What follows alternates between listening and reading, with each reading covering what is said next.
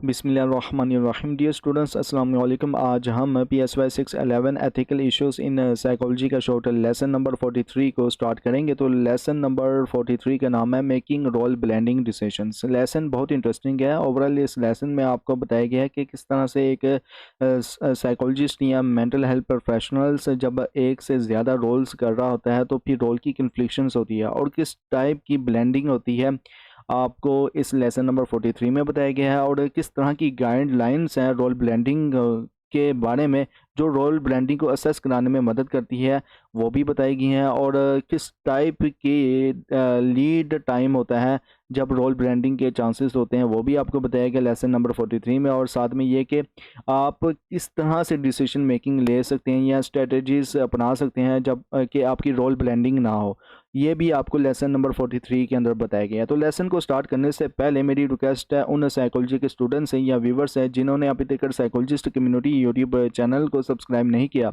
तो kindly please psychologist community YouTube channel को subscribe कर दें, वीडियो को लाइक करें, क्लासमेट के साथ शेयर करें।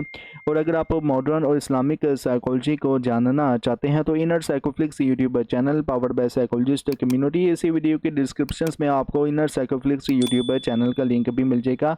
इस इनर साइकोफ्लिक्स यूट्यूब चैनल की आपकी बहुत बहुत सपोर्ट की ज़रूरत है, तो काइंडली इस इनर साइकोफ्लिक्स यूट्यूब चैनल को लाजमी तौर पर सब्सक्राइब कीजिएगा ताकि एक मॉडर्न और इस्लामिक साइकोलॉजी की हौसला अफजाई हो, स्पेशली इस्लामिक साइकोलॉजी की जो है वो एक ग्रोथ हो। क्योंकि आपका प्रमोट करने से, सब्सक्राइब करने से और आपका जो है वो साथ देने से इनर साइकोफ्लिक्स यूट्यूब चैनल जो है वो ग्रो करेगा। और आप हमें इंस्टाग्राम, टिकटॉक, ट्विटर और फेसबुक में भी फॉलो कर सकते हैं। इसी वीडियो के डिस्क्रिप्शन में आपको इंस्टाग्राम, टिकटॉक, ट्विटर और फेसबुक का लिंक भी मिल जाएगा। और फर्दर ये है कि ये जो लेसन नंबर 43 है बहुत इंटरेस्टिंग और छोटा सा ही लेसन है और इस लेसन को आप 5 मिनट में 3 मरतबा पढ़ सकते हैं या 2 मरतबा पढ़ सकते हैं, ये आपकी रीडिंग कैपेसिटी पर डिपेंड करता है। तो लेसन को स्टार्ट में आप को बताया गया है रोल ब्रांडिंग का मतलब। लेसन के स्टार्ट में आपको रोल ब्लेंडिंग का मतलब बताया गया। तो रोल ब्लेंडिंग का मतलब होता है जब थेरेपिस्ट अपने काम के दौरान अपनी मल्टीपल रोल्स को मिक्स कर ले। ओके, तो तब रोल ब्लेंडिंग होता है। मतलब ये कि जब एक से ज़्यादा मल्टीपल रोल्स को मिक्स कर लेता है तो रोल ब्लेंडिंग होती है। और ये अक्सर ना थेरेपिस्ट के इनफेक्टिव या केयरलेस डिसीजन का सबब भी बनती है। जब एक रोल की एक्सपेक्टेशंस दूसरे रोल से मैच नहीं करती तो कन्फ्लिक्ट होता है। जैसे कि अगर थेरेपिस्ट अपने प्रोफेशनल रोल को अपनी पर्सनल फीलिंग्स या रिलेशनशिप के साथ ब्लेंड कर दे तो ये नुकसान का सबब बन सकता है। अच्छा, 3 guidelines to assess role blending है। और रोल ब्लेंडिंग से होने वाले ना नुकसान को असेस करने के लिए ना 3 इंपॉर्टेंट गाइडलाइंस हैं। नंबर 1 पे मतलब फर्स्ट, जब प्रोफेशनल्स और क्लाइंट्स की रोल्स और एक्सपेक्टेशंस मैच नहीं करती तो नुकसान का रिस्क बढ़ जाता है। सेकंड, दूसरा, जब रोल्स की ऑब्लिगेशंस एक दूसरे से फ़र्क करती है तो ऑब्जेक्टिविटी खो देने का रिस्क होता है और ये रिस्क लॉयल्टी को डिवाइड करने का भी होता है। थर्ड, तीसरा, जब थेरेपिस्ट की पावर और प्रेस्टीज क्लाइंट से ज़्यादा होती है तो एक्सप्लॉयटेशंस का रिस्क बढ़ जाता है। अच्छा, एथिकल डिसीजन गोल्स भी हैं कुछ। अब कुछ ऐसे एथिकल डिसीजन गोल्स होते हैं जो रोल ब्लेंडिंग को जो है वो ऑब्जर्वेबल बनाते हैं। मतलब ये कि एथिकल डिसीजंस का गोल ये नहीं है कि हम हर वक्त बाउंड्रीज वायलेट ना करें, क्योंकि ना ये इम्पॉसिबल है। इसका गोल ये है कि हम अपनी पावर को ना मिनिमम मिस यूज़ करें और एक्सप्लॉयटेशन से बचें। और ये ज़रूरी है कि हम अपने डिसीजन मेकिंग में एक सेफ साइड पर रखें। Okay, making decisions when there is lead time, ये लीड टाइम भी एग्जाम पॉइंट ऑफ व्यू से बहुत इंपॉर्टेंट है जितना कि रोल ब्लेंडिंग है। ओके, तो ये दोनों जो है ना बहुत इंपॉर्टेंट है। एक तो एमसीक्यूज या शॉर्ट लॉन्ग क्वेश्चन से इस चैप्टर नंबर 43 से, लेसन नंबर 43 से आप स्टूडेंट से पूछे जाते हैं। जैसे कि मैं आपको making decision when there is lead time के बारे में बता रहा था, तो इसमें लीड टाइम का मतलब आपको इन द स्टार्टेड बताया गया। तो लीड टाइम का मतलब वो वक्त है जो एक प्रोसेस को शुरू होने से लेकर इसके कंक्लूजन तक गुजर जाता है। और ये कहा जाता है कि जो डिसीजंस फ़ौरन या इंस्टिंक्टिवली लिया जाता है वो बेहतर होता है, लेकिन रिसर्च कहती है कि मुश्किल और कम्प्लेक्स डिसीजन को प्लानिंग से लिया जाना चाहिए और ट्रस्ट योर गट अप्रोच से डिसीजन देना काफ़ी डेंजरस हो सकता है। अच्छा, कुछ बेस्ट आउटकम्स हैं फॉर एथिकल डायलेमास को लेकर। तो अगर एथिकल डायलेमा अराइज होते हैं और डिसीजन लेना होता है तो सबसे अच्छा रिजल्ट उस वक्त मिलता है जब नंबर वन पे आपके पास सफिशिएंट टाइम हो तमाम ज़रूरी इंफॉर्मेशन से कलेक्ट करने का, और नंबर टू पे सब रेलिवेंट पार्टीज को इन्वॉल्व करने का मौका भी हो, और नंबर थ्री पे लो स्ट्रेस में हो और ऑब्जेक्टिव माइंडसेट रखें, और नंबर फोर पे कंटिन्यूस एवोल्यूशंस हो जो आपको मिड कोर्स चेंजेस करने की फैसिलिटी दे। ओके, और अब आते हैं हम सुजेस्टेड डिसीजन मेकिंग स्ट्रेटजी की तरफ। तो इसमें ना आपको रेस्ट 1982 के मुताबिक ना कुछ बताया गया। तो रेस्ट के मुताबिक डिसीजन मेकिंग में ना कुछ इंपॉर्टेंट चीज़ें होती हैं।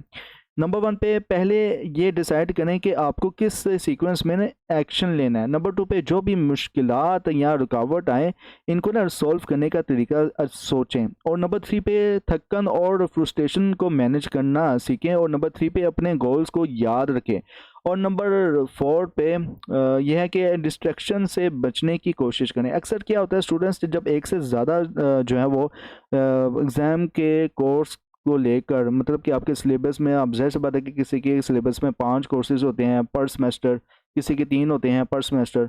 तो मतलब कि प्रोग्राम में जब आप एग्ज़ाम की प्रिपरेशन स्टूडेंट करते हैं तो समटाइम क्या होता है कि एक स्टूडेंट जो है वो पैनिक हो जाता है जब एकदम से एग्ज़ाम आता है, तो प्रिपरेशंस नहीं हुई होती, तो वो फिर मल्टीपल कोर्स को ना प्रिपेयर कर रहा होता है। तो यही समझ लें कि जब आप इस तरह मल्टीपल रोल्स को डिफरेंट कोर्सेज में इम्प्लीमेंट कर रहे होते हो अपने कोग्निटिव को, तो देन क्या होता है कि आपका रोल ब्लेंडिंग जो है वो कन्फ्लिक्शंस का शिकार हो जाता है। तो इस दौरान आप ये वाली स्ट्रेटजीज जो है ना, डिसीजन मेकिंग स्ट्रेटजीज जो रेस्ट 1982 के मुताबिक है, इनको आप इम्प्लीमेंट करेंगे तो आप फ्रस्ट्रेशन से, पैनिक से और एंग्जाइटी से बच सकेंगे। अक्सर स्टूडेंट्स को एग्जाम में एंग्जाइटी भी होती है, स्ट्रेस भी होता है, पैनिक भी हो जाते हैं, और यहाँ तक कि लो सेल्फ एस्टीम का भी शिकार हो जाते हैं कि हमारे अच्छे मार्क्स नहीं आएंगे, जो CGP है वो गिर जाएगा, या CGP जो है वो 2.5 से गिर जाएगा। तो 2 भी एक्सेप्टेबल है, लेकिन ज़्यादातर 2.5 एक्सेप्टेबल है मोस्टली यूनिवर्सिटीज़ में, जब आपने MS करना हो या PhD करना हो। तो फोर्थ नंबर पे जैसे कि पॉइंट है, डिस्ट्रैक्शन से बचने की कोशिश करें। Time durations of decision making भी है, मतलब ये कि आपको ना कभी कभी डिसीजन मेकिंग कुछ सेकंड्स में हो सकती है अगर सिचुएशंस और एथिकल रिस्पॉन्सिबिलिटीज़ बिल्कुल क्लियर हो, लेकिन कभी ये कम्प्लेक्स हो सकती है जहाँ कई लोग इन्वॉल्व हो और इश्यूज अनक्लियर हो। ऐसे में डिसीजंस लेने के लिए ना वक्त की ज़रूरत होती है। और एथिकल डिसीजन मेकिंग स्ट्रेटजीज की बात की जाए तो इसमें ना कुछ नंबर वन पे अगर बात की जाए तो कुछ एथिकल डिसीजन मेकिंग स्ट्रेटजीज है, इसको मैं बता देता हूँ। ये जो है एग्जाम पॉइंट भी इंपॉर्टेंट है, यहाँ इसको मैं हाईलाइट कर लेता हूँ। इनके जस्ट हमने बुलेट पॉइंट याद करने हैं, 1 2, ये 2 ही बुलेट पॉइंट है, ये एग्जाम पॉइंट भी इंपॉर्टेंट है। तो मैं बता रहा था कि एथिकली डिसीजन मेकिंग स्ट्रेटजीज हैं कुछ। नंबर वन पे कि determine whether the matter truly involves ethics, मतलब पहले ये देखें कि जो सिचुएशंस है वो वाकई ना एक एथिकल इश्यूज है। पहले ये देखें कि जो सिचुएशन चल रही है क्या वो वाकई में एक एथिकल इश्यूज है। कभी कभी पुअर प्रोफेशनल एटीट्यूड और अनएथिकल बिहेवियर्स का फ़र्क समझना मुश्किल होता है, ख़ासकर जब इंसान इमोशनल हो या अंडर अटैक फील कर रहा हो। और नंबर टू पे consult guidelines already available that might apply as a possible mechanism for resolutions, मतलब ये कि जो जजमेंट पहले से अवेलेबल है इनको ना कंसल्ट करना ज़रूरी होता है, जैसे कि रिसर्च, एविडेंस, केस स्टडीज़ जो सिमिलर सिचुएशंस पे ना अप्लाई होती है, और ये मददगार साबित हो सकती है। मिसाल के तौर पर अगर कोई थेरेपिस्ट अपने पर्सनल फीलिंग्स को ना अपने प्रोफेशनल ड्यूटीज़ के साथ मिक्स कर लेता है, जैसे कि अपने पर्सनल प्रॉब्लम्स या पर्सनल लाइफ को क्लाइंट के साथ शेयर करना, तो ये ना रोल ब्लेंडिंग हो सकता है। ऐसे में थेरेपिस्ट को ना एथिकल गाइडलाइंस से कंसल्ट करनी चाहिए और अपने डिसीजन मेकिंग स्ट्रेटजीज को ना फॉलो करते हुए अपने एक्शंस को ना एवेल्यूएट करना चाहिए। ओके तो होपफुली ये लेसन बहुत इंटरेस्टिंग था और लेसन भी बहुत शॉर्ट था और इसको आप फुली तौर पर प्रिपेयर भी कर लेंगे इजीली। और एग्जाम पॉइंट ऑफ व्यू से क्या इंपॉर्टेंट है, ये छोटा सा 2 पेजेस पे लेसन है, तो बताना भी एक किस्म का मजाक ही होगा आप स्टूडेंट से कि एग्जाम पॉइंट ऑफ व्यू से ये इंपॉर्टेंट है, ये इंपॉर्टेंट है। तो इसको 2-3 मरतबा जब आप पढ़ेंगे ना तो ये बहुत ही आपको फ़ायदा मंद होगा फ्यूचर में। Lesson number 43।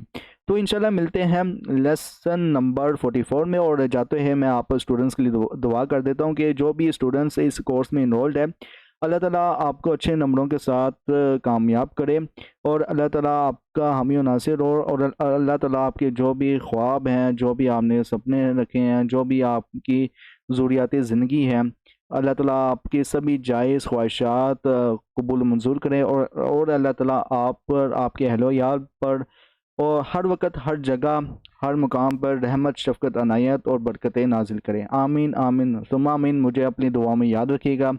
Till then, thank you so much. अल्लाह हाफ़िज़।